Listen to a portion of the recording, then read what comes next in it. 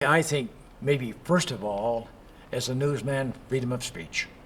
The fact I've been given the opportunity, was given the opportunity for over 20 years to extol my thoughts on both the radio and both on television and on that.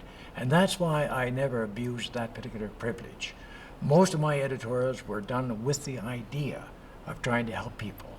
A great fund up in Grand Prairie. I remember there's a development center up there where they developed and worked with handicapped children.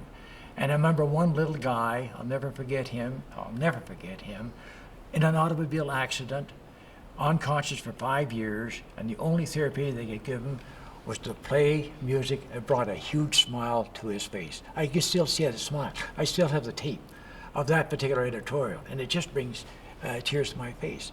But I think, so I'm proud of the privilege I was given, which I hope I never abused. But I think also proud to be a Canadian that I can go to any church I want. I happen to be an Anglican, which is neither here nor there. But I love going. I've spoken at the United Church. I've spoken at the Moravian Church, guest speaker, which I enjoyed. And but I think that the freedom.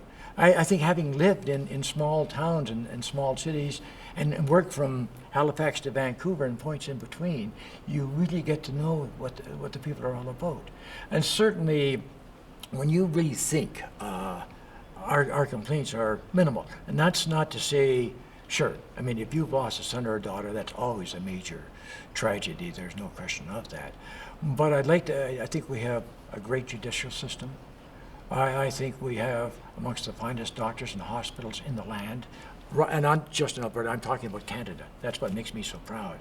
And I'm proud to go down to the Maritimes and somebody take a shot at me, Alberta and the oil sands and what have you. I stick up for our country very, very much, and for our province. And I respect most politicians, and I also respect them. And I say, hey, you have an opportunity to be wrong, and politicians can be wrong. But at the same time, they're doing the job to the best of their ability.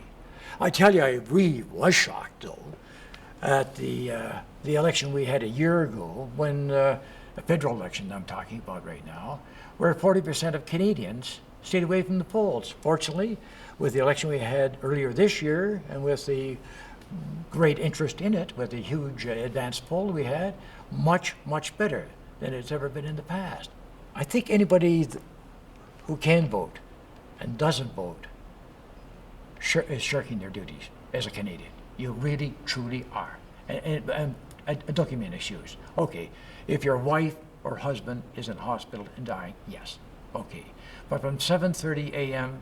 to 7:30 p.m. for a federal election, please don't tell me you don't have the time to vote.